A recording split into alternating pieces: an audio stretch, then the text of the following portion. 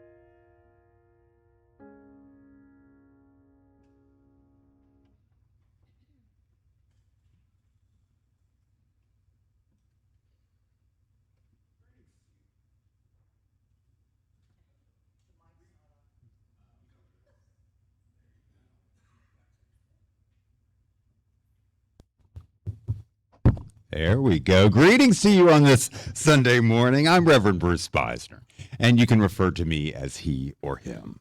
Our call to worship today is words from the Reverend Dr. Mark Morrison Reed. The central task of the religious community is to unveil the bonds from one to all. There is a connectedness, a relationship to be discovered amid the particulars of our lives and the lives of others. Once felt, it inspires us to act for justice.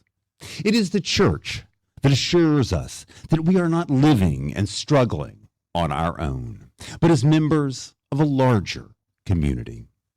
The religious community is essential, for alone our vision is too narrow to see all that must be seen, and our strength is too limited to do all that must be done.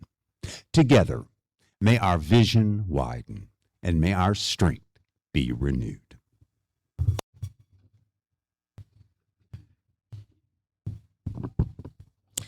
Today, in congregations large and small, near and far, Unitarian Universalists are coming together in community and lighting a chalice, the glowing symbol of our faith tradition.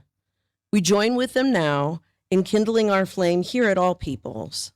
My name is Joanna Katsikis. I use the pronouns she or her, and it is my pleasure to invite Adam Watson to light our chalice this morning.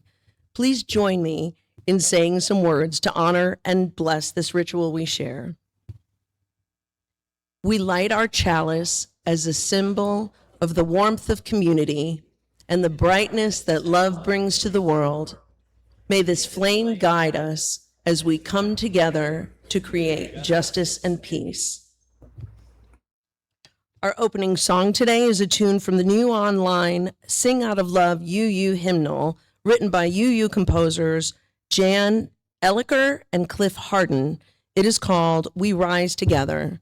Please rise as you're able in body, spirit, or voice, and let's sing.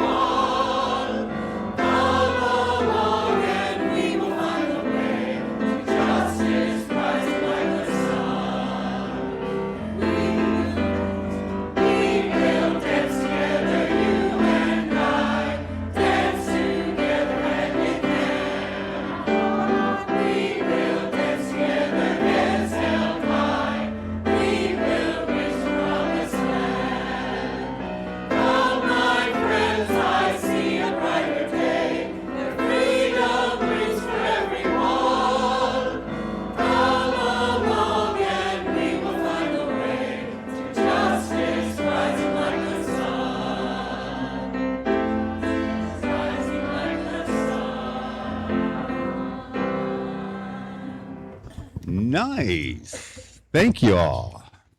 You know, back in the winter of 2021, the members of this congregation took the bold and unprecedented step of embracing a new identity by voting to officially change the name of this church to All Peoples. We committed to a vision of this place as a welcoming and valuing home for everyone who needs a religious community like ours. Since that time, we have been blessed to have many new people arrive at our doors and add their experiences, their stories, their truths, and their lives to the tapestry of our congregation. And together we continue to create this community each and every day. We come now to one of the highlights of every spring here at All Peoples for me, and that is the welcoming of new members. And for this, I'm going to be joined by our Congregational Life Coordinator, Janet Taylor. Come on up, Janet. And by our Board President, Janielle Jabot.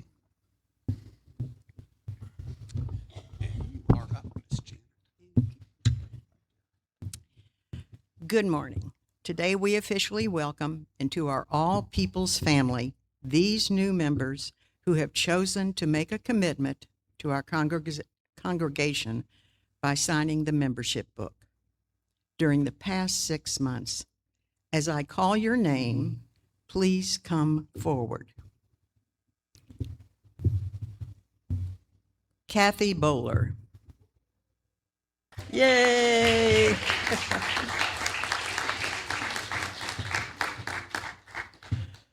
Robin Greenwell.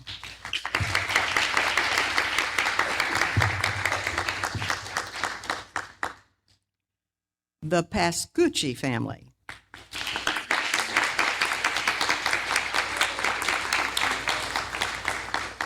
That's Amy and Dan and Mary and Elena. Naylene Maldonado.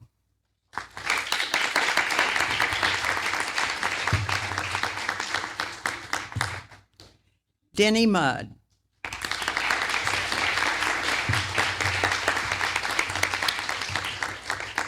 Melanie Pesco.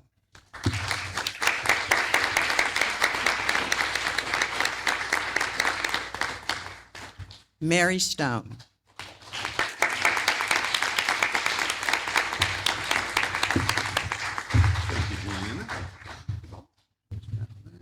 Hey, new members.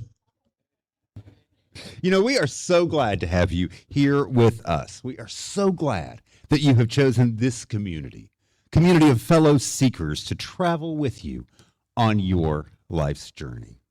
I ask you, will you accept our gifts of learning, of service, of caring and compassion? Will you offer us your presence and the gifts that you bring? Will you add your name to the long list of Unitarian Universalists who spread love and hope in our world? Will you engage with us as we seek to create a community and a world dedicated to justice? If so, please say, we will. I now ask the entire congregation assembled here, will you welcome these new members with the warmth and comfort of your fellowship? Will you seek to celebrate the strengths and talents they bring to us?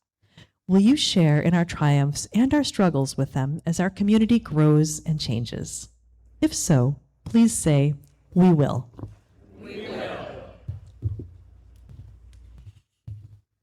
It is with grateful hearts that we welcome you all into this diverse, multicultural, living, beloved community of faith. We are so proud and we are so happy to have you among us. Welcome. Let's give them a round of applause. And now, as you return to your seats, Janet Taylor has a nice welcome gift for each family or each one of y'all. On behalf of our congregation. Let's give them all one more big round of applause.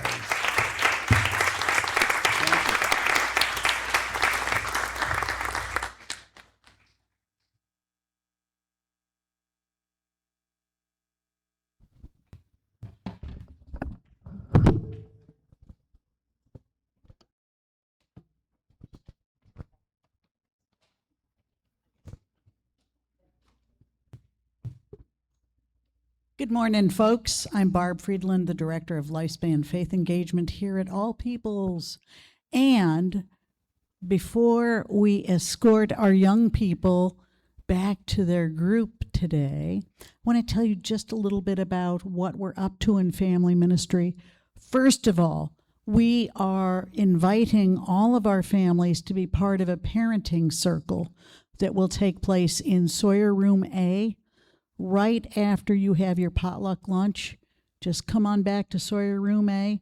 This is just a casual day to talk about anything you've got on your mind that matters to you. So come on back and be part of that. Today, we are going to be honoring Pride Month with our young people.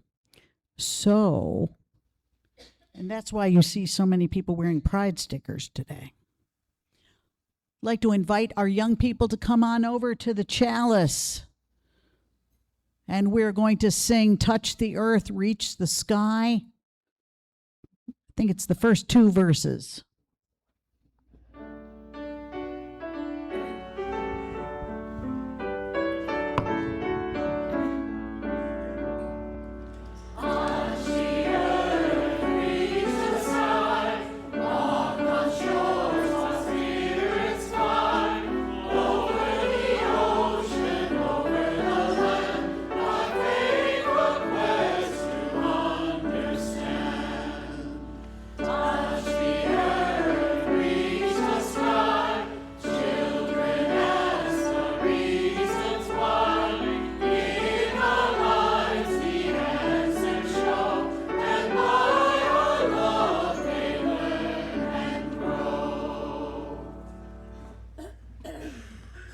Our first reading today is a poem by Robert Weston, who served as the minister of First Unitarian Church of Louisville from 1946 to 1962 and played a major role in the founding of this congregation.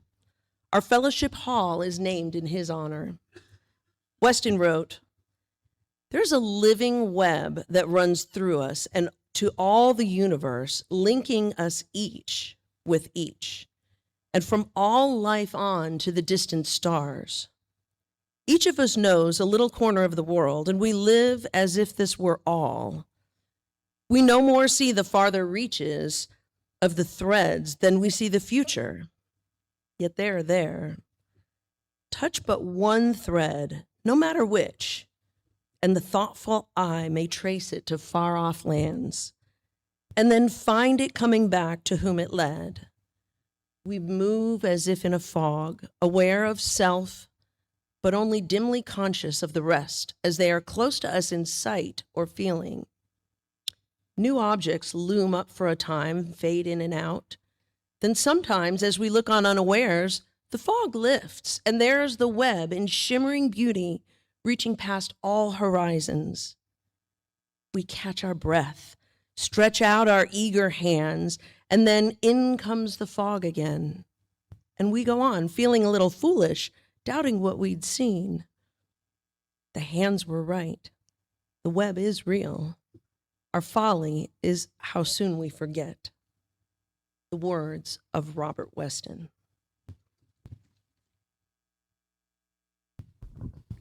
We come now to the time in our service for the honoring of sorrows and joys and concerns among us.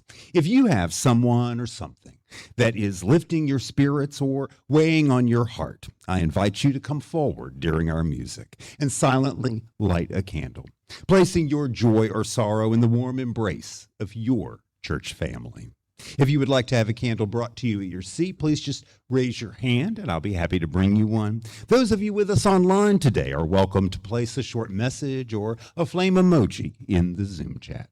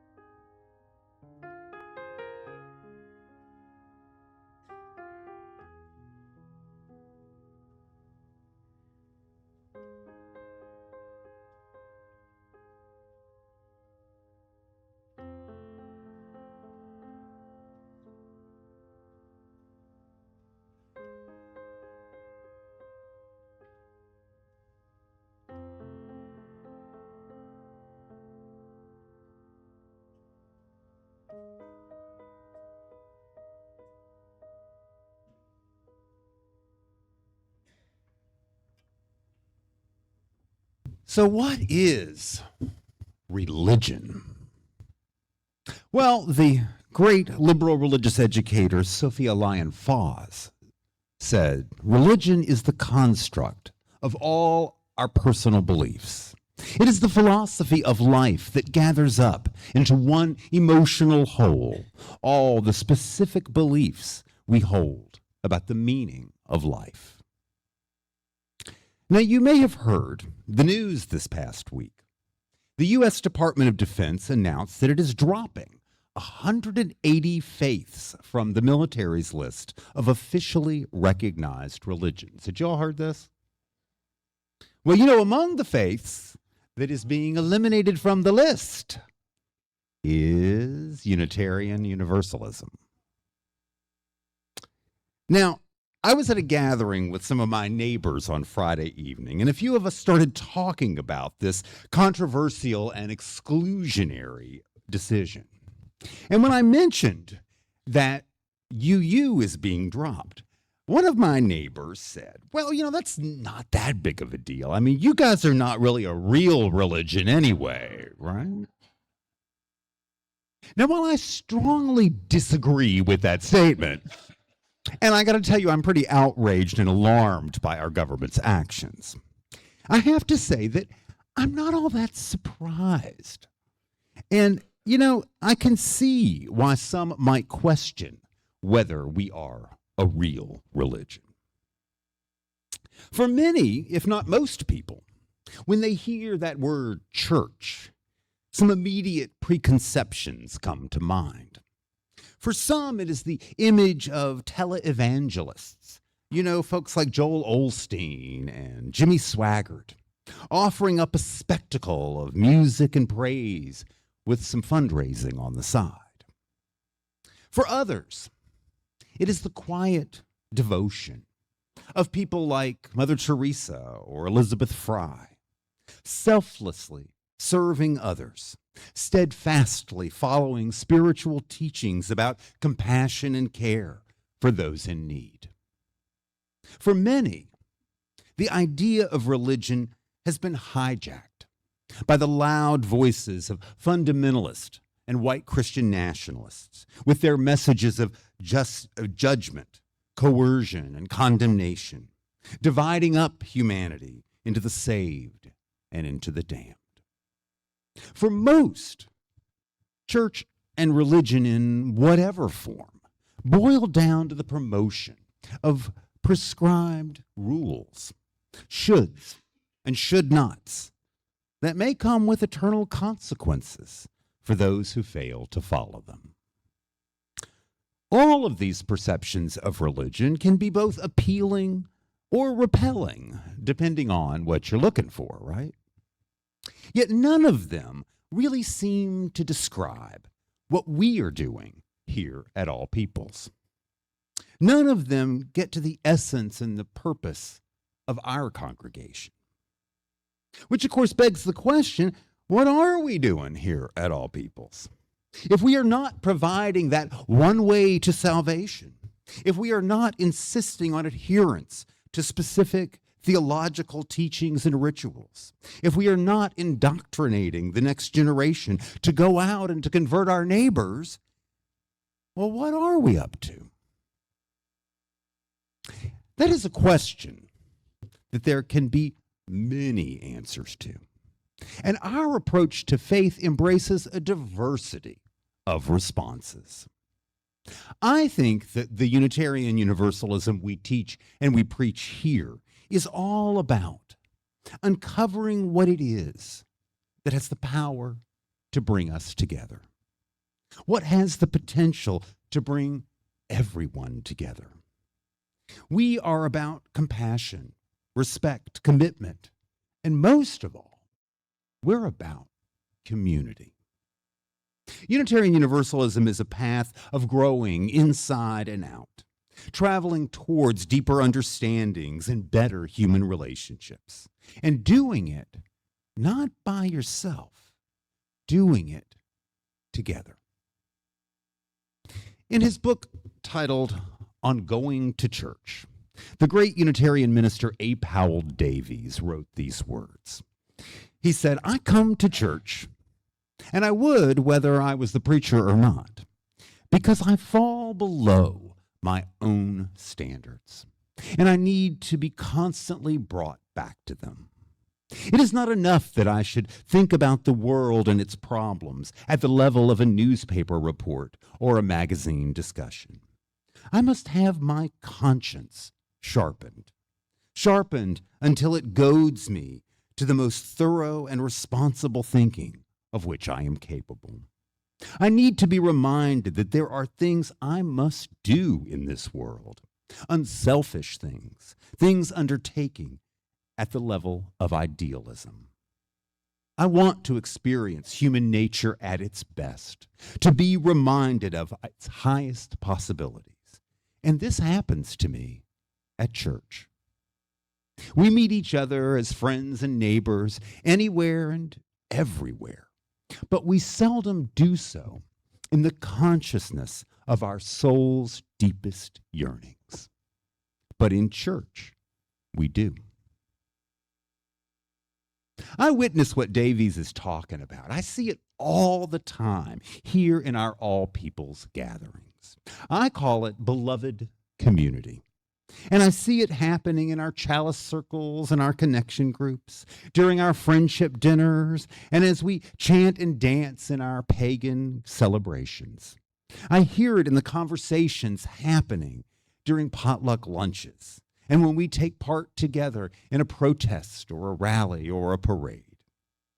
I feel it when I hear our choir sing. I sense it when we come together to celebrate anniversaries or to mourn the passing of a longtime church member. There is power, passion, inspiration, and love that we create by coming together. Now, not that long ago, I was at a retreat with a whole bunch of other Unitarian Universalist ministers, and we got into this interesting discussion about spirituality. And someone said, you cannot really be spiritual by yourself. Heads nodded around the circle in agreement, including mine. It is definitely true that so much of our spirituality is enlivened by encountering the complicated yet glorious reality of trying to understand each other.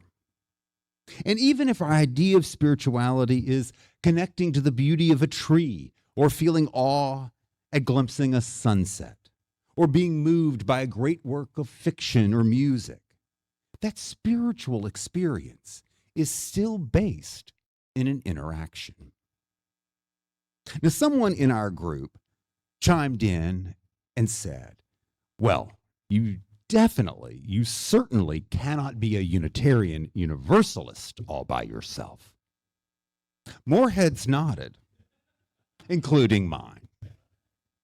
And I think that this is because, as you use, it is foundational to our whole approach to faith that we are and can be so much more together than we can ever be apart. We believe that when we share our experiences with others, when we listen and learn and encounter life within the bonds of a shared community, we are experiencing something deeper, something spiritual. Even if our words fail to adequately describe it, even if we do not always agree on what meaning to attach to it, something rich is happening. Something profound is being born within us and among us. Community is not defined by the ability to share the same physical space, or even to share the same ideas about God or religion.